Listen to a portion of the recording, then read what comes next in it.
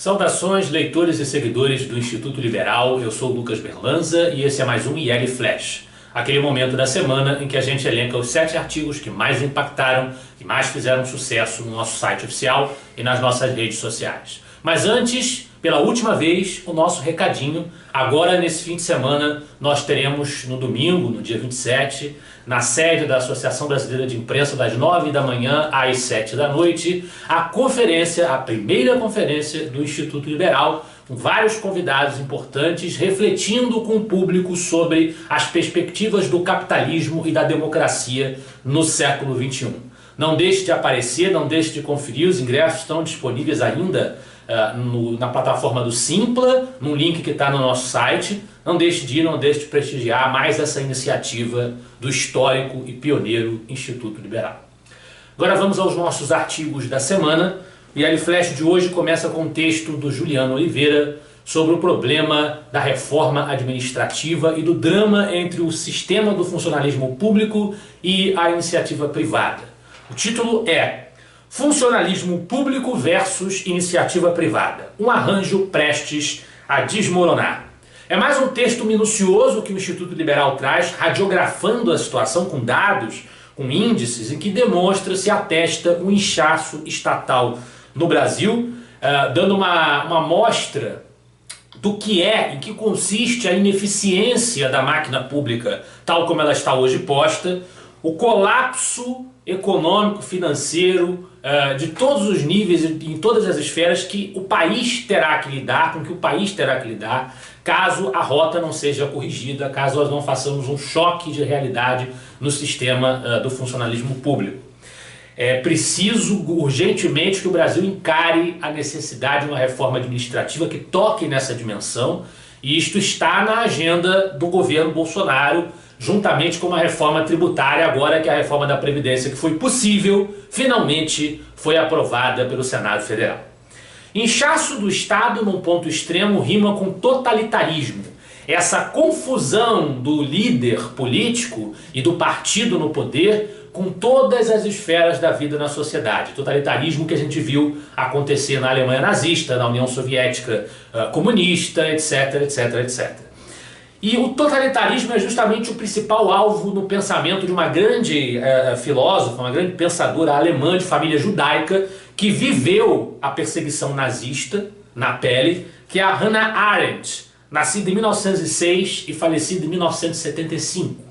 O segundo texto do IL Flash de hoje é da série Heróis da Liberdade, do nosso João Luiz Mauad, em homenagem ao pensamento da Hannah Arendt, e fez uma análise meticulosa do fenômeno do totalitarismo, em que ele consiste, inclusive estabelecendo ali conceitualmente a diferença entre o totalitarismo, que tem esse aspecto de mundivisão, de o Estado, a liderança pública se mesclar com toda a vida social, e o autoritarismo pura e simplesmente, que é apenas a tirania do Estado, sem que ele se mescle com todas as esferas da vida, com todas as esferas da sociedade. Evidentemente, como bons liberais, seremos contra ambos. Mas o totalitarismo é um fenômeno diferente e que merece ser olhado com especificidade, com cuidado especial.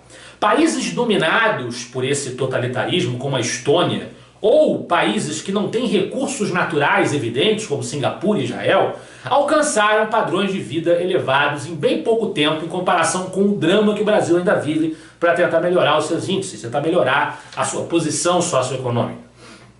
Por quê? É isto que vai questionar o Vinícius Montgomery no artigo O Brasil na Armadilha do Atraso. A grande receita que o Brasil deixa de seguir ao longo de vários períodos da sua história, mas sobretudo a gente tem um marco que o Montgomery aponta na Constituição de 88, que embarca no Estado-providência, a ideia de que o Estado tem que providenciar tudo, tem que oferecer tudo, tem que dar tudo, tem que conceder tudo, como se o Estado produzisse efetivamente alguma coisa, né? Com isto, foge-se do caminho da liberdade com responsabilidade, que é o caminho capitalista, o caminho da economia de livre mercado, o caminho da liberdade que demanda que as pessoas trabalhem arduamente, que persigam seus objetivos, que haja um desenvolvimento espontâneo da sociedade. Muitas vezes, no interesse de fugir dessa necessidade da responsabilidade, prefere-se optar por esse caminho do Estado-providência, e aí uma nação se atavanca, uma nação deixa de prosperar como poderia.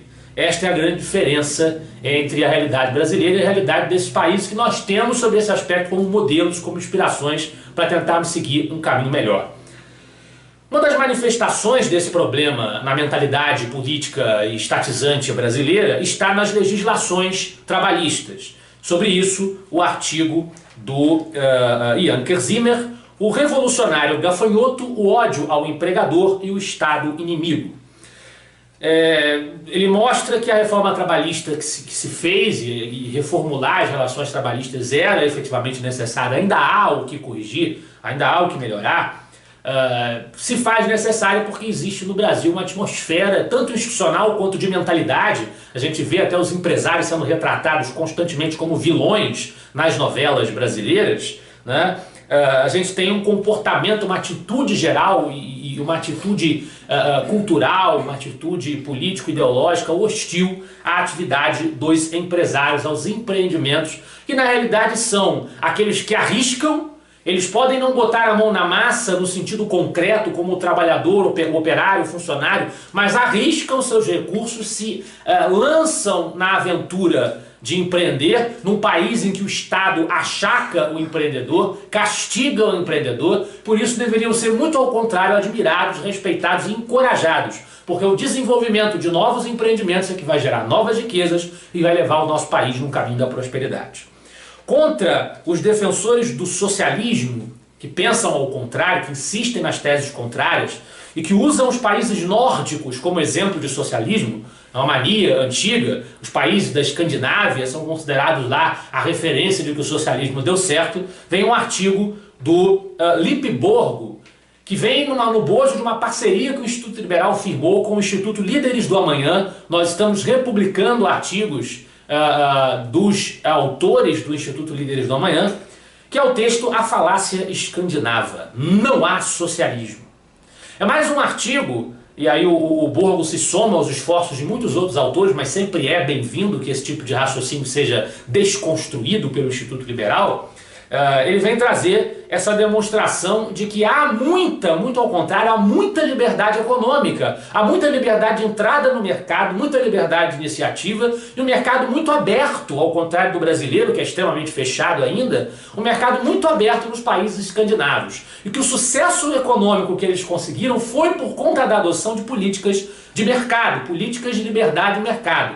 Esse aumento do Estado dos países escandinavos, feito pelos partidos sociais-democratas que chegaram ao poder por lá, muito se tem demonstrado que isso já tem efeitos negativos, a verdade é essa, no cotidiano daqueles países, no funcionamento daquela sociedade, mas isso só foi possível com a geração de riquezas decorrente das políticas liberais, dos anos de desenvolvimento do trabalho no liberalismo. Isso é até um livro que foi editado pelo Instituto Liberal, A Suécia depois do modelo sueco, que fala muito detalhadamente do exemplo da Suécia, que é um desses países escandinavos que são ditos como países socialistas, a prova do sucesso socialista, quando na verdade aquilo que eles têm de sucesso é por conta do capitalismo liberal.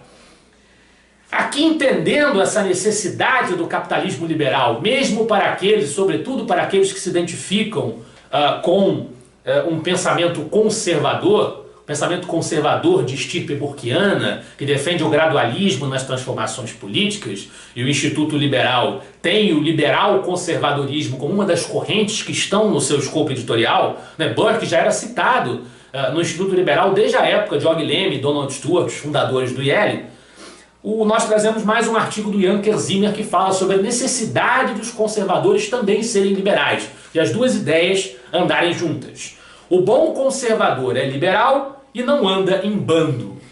Esse não anda em bando do título é uma referência crítica do Zimmer aos grupos coletivistas reacionaristas que se dizem conservadores, no entanto sustentam e desfraldam bandeiras intervencionistas, bandeiras estatizantes, que se intrometem onde não são chamadas, metem o bedelho onde não são chamadas. E ele ressalva alguns grandes conservadores da história política que foram também liberais, que defenderam as principais bandeiras do liberalismo. Ele destaca Margaret Thatcher e Ronald Reagan e mostra algumas citações de Reagan que mostram um pensamento liberal muito consistente na verve intelectual e na atitude política e social do Ronald Reagan.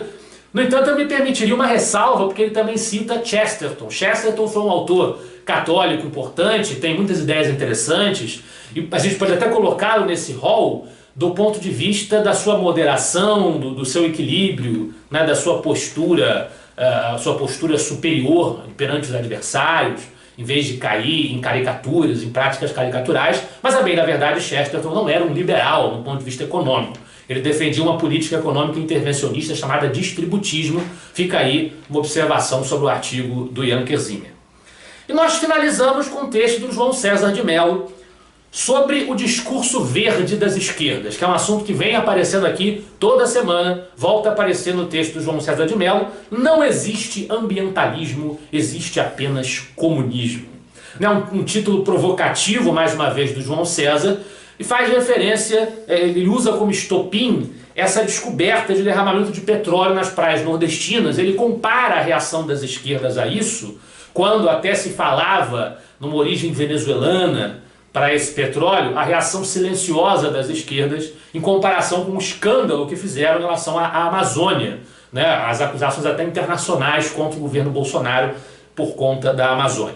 E ele defende que o ambientalismo é usado como retórica, pura e simplesmente, por isso que ele diz que não existe ambientalismo propriamente dito, que a grande maioria usa como disfarce retórico, para apoiar o fortalecimento, isto sim, de ações intrusivas do Estado e até de instituições supranacionais, regulações intrusivas sobre a vida das pessoas, sobre os mercados.